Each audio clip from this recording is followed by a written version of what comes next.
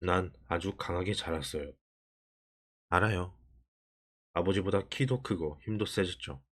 아버지를 한 손으로 바다에 집어 던질 수도 있었지만 그런 생각은 해보지 못했어요. 그냥 묵묵히 아버지 말에 복종했죠. 어머니처럼 아버지를 위해 요리를 하고 빨래를 했어요. 그 밖에도 한 일은 많았지만 너무 끔찍한 일들이라 여기서 그만두겠습니다. 간단히 말해 내 자신을 돌로 만든 거예요. 나를 욕할 때는 귀머거리가 되고 증오심에는 눈을 감아버렸죠. 그리고 기다렸습니다. 기다리다뇨? 뭘요? 어른이 되기를 기다렸죠. 벼랑에 오를 만큼 강하고 용감해질 때를요. 뭐가 잘못된 거죠? 암벽을 오르는 건 어렵지 않았어요. 그동안 훈련을 하고 준비도 했으니까요. 충분히 할 수 있었고 또 해냈죠. 잘못된 건 그 다음이었어요. 아이나르는 다친 발을 보며 살짝 움직여 보았다. 그의 말투는 혹독했다. 이윽고 그가 보다 부드러운 목소리로 클레어에게 물었다. 왜 이 이야기를 묻는 거죠? 클레어가 대답했다. 나도 할 거예요. 벼랑을 올라가야 해요. 그가 멍하니 클레어를 보았다. 여자가 시도한 적은 없어요. 해야 해요. 저 밖에 내 아들이 있어요. 그 애를 찾아야겠어요. 클레어는 그가 비웃지 않으리라는 것을 알았다. 이 남자는 그런 사람이 아니었다. 어쩌면 불가능한 계획을 듣고 황당해할지도 모른다는 생각은 했지만 그러지도 않았다. 그래서 클레어는 그가 이미 아이 얘기를 알고 있음을 깨달았다. 그도 소문은 들을 것이다. 아이나르는 잠시 심각한 얼굴로 클레어를 보았다. 음, 이걸 밀어봐요. 그가 그녀에게 팔을 내밀었다. 뭔가를 밀어내듯 손을 똑바로 쳐든 채였다. 이렇게요? 클레어가 자신의 손을 갖다 댔다. 그가 끄덕였다. 밀어요. 클레어는 있는 힘껏 그의 손을 밀었다. 남자의 팔이 굽혀지도록 온 힘을 다했지만 너무도 견고했다. 그의 팔은 끄떡도 않고 대신 클레어의 팔만 아팠다. 마침내 그녀가 포기했다. 무릎 위로 떨어뜨린 손은 덜덜 떨리고 힘이 없었다. 아이나르가 고개를 끄덕였다. 최소한 팔 힘은 있네요. 등산은 해봤어요? 클레어는 깎아지른 벼랑을 떠올려 보았다. 벼랑은 마을 위에 떡하니 버티고 서서 한낮을 내내 해를 가렸다. 그녀가 고개를 저었다. 아니요, 아이나르가 양을 키우는 목장까지 올라온 게 전부예요. 자주 봤잖아요. 그리고 가끔 허브 채집하러 폭포 옆 숲으로 들어가는데 그때 힘든 적은 없었어요. 아, 거기도 가파르기는 했지만 물론 그 얘기는 아닌 것 같아요. 먼저 힘을 길러야 해요. 내가 가르쳐 주죠. 쉬운 일이 아니에요. 정말로 간절해야 합니다. 간절해요. 아들을 만나야 하니까. 클레어의 목소리가 갈라져 나왔다. 아이나르가 잠시 생각에 잠기더니 이렇게 말했다. 그래요.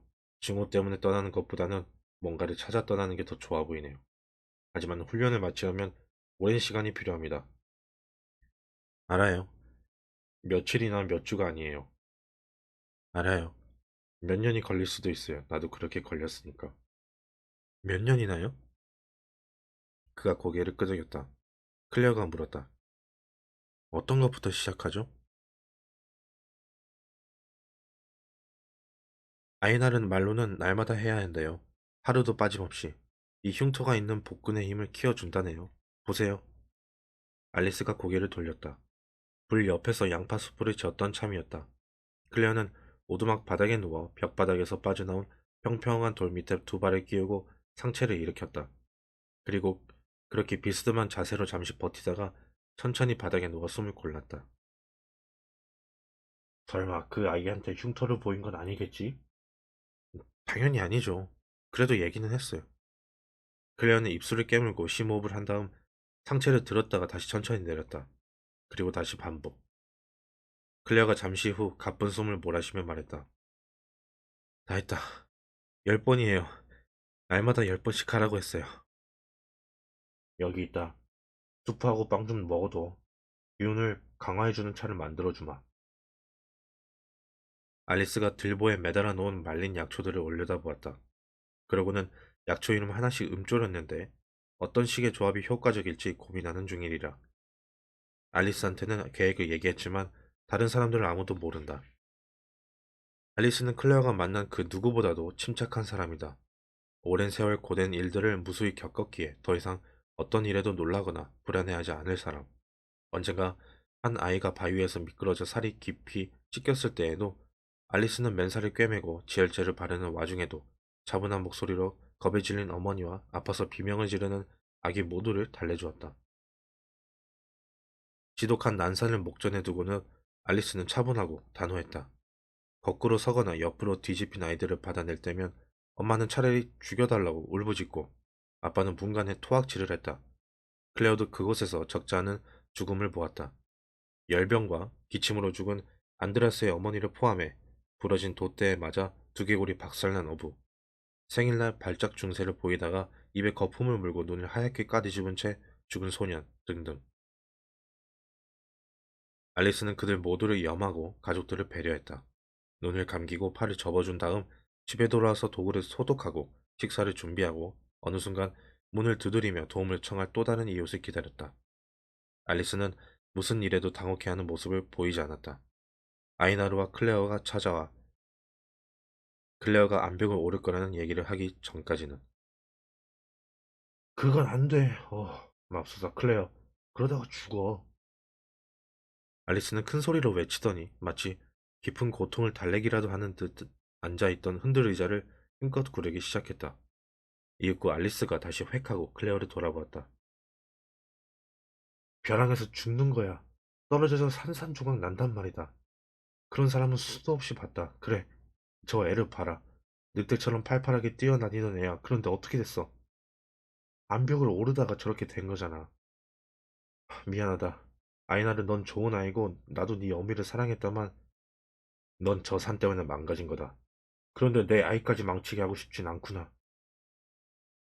나를 망가뜨린 건 산이 아니에요. 아이나르가 단호히 말했다. 그의 갑작스런 확신에 클레어도 놀라지 않을 수 없었다. 항상 수줍어하고 말할 때도 머뭇거리기만 하던 그가 아닌가. 그런데 알리스한테 저렇게 자신 있게 말하다니. 전 충분히 훈련했고 암벽을 오르는 데 성공했어요. 그 뒤가 문제였죠. 네, 클레어한테 그 준비도 시킬 겁니다. 어쨌든 당분간은 체력 단련에 힘써야겠죠. 그게 시작입니다. 물론 알리스 할머니 도움도 필요해요. 클레어는 아들을 원해요.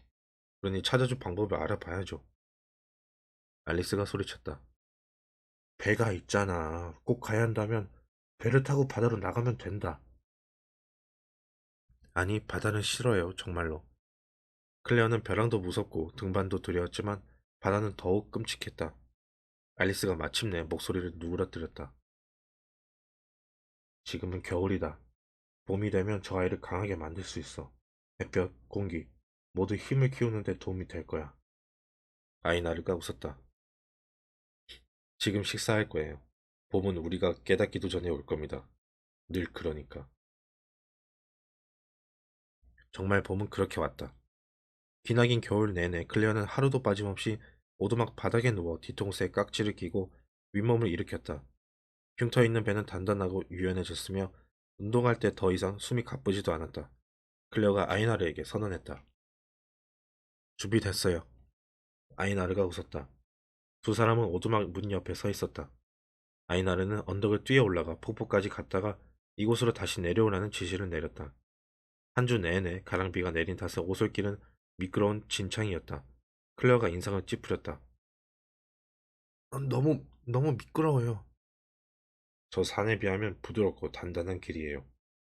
그건 그렇지만 달려가요. 두 발에 집중하고. 클레어가 자기 발을 내려다보았다. 지금은 두꺼운 양모 양말에 조잡한 가죽 샌들로 감싸여 있다. 벗어요. 아이나르가 지시했다. 클레어는 한숨을 쉬면서도 그의 말에 따랐다. 땅은 너무도 차가웠다. 아직 이른 봄이라 가랑비도 쌀쌀하기만 했다. 그녀는 차가운 진창에서 발가락을 꼼지락거리다가 정신을 집중하고 달리기 시작했다. 오솔길 중간까지는 무척 가파랐다. 미끄러지고 바위에 무릎을 긁히기 일쑤였다. 그래도 다시 일어났다. 두 손이 진흙 범벅이 되고 다리에서 붉은 핏방울이 점점이 배어나왔다. 그녀는 숨을 고르며 젖은 비탈길을 올려다보고는 다시 심호흡하고 발걸음을 떼었다. 달려요. 아이나르는 그렇게 지시했다. 전에도 이따금 오른 길이지만 항상 천천히 조심스럽게 발을 뗐다. 이제는 달려야 한다. 발끝을 땅속에 단단히 박아 넣으려 했으나 이번에도 여지없이 미끄러져 넘어졌다. 클레어는 일어났다. 마침내 언덕 위에 다다라 질주하는 폭포 옆에 설 때쯤에는 자신도 모르게 눈물이 흘러내렸다. 온몸이 진흙 범벅인 데다 추위에 온몸이 할 일 없이 떨리기까지 했다. 무릎은 붓고 욱신거렸다. 그녀가 서 있는 곳에서도 아이나르가 보였다. 그도 그도 그녀를 지켜보고 있었다. 부디 우는 모습을 들키지 않아야 하는데. 이제 내려와요. 아이나르가 소리쳤다. 클레어는 구르다시피 위험천만한 길을 달려 언덕 아래까지 내려왔다. 도중에 미끄러지기도 하고 나무 뿌리를 잡아 간신히 추락을 피하기도 했다. 그녀는 눈물로 얼룩진 얼굴을 더러운 두 손으로 훔치며 황급히 아이나르 앞에 가섰다. 잘했어요. 그럼 다시 갔다 와요. 그가 말했다.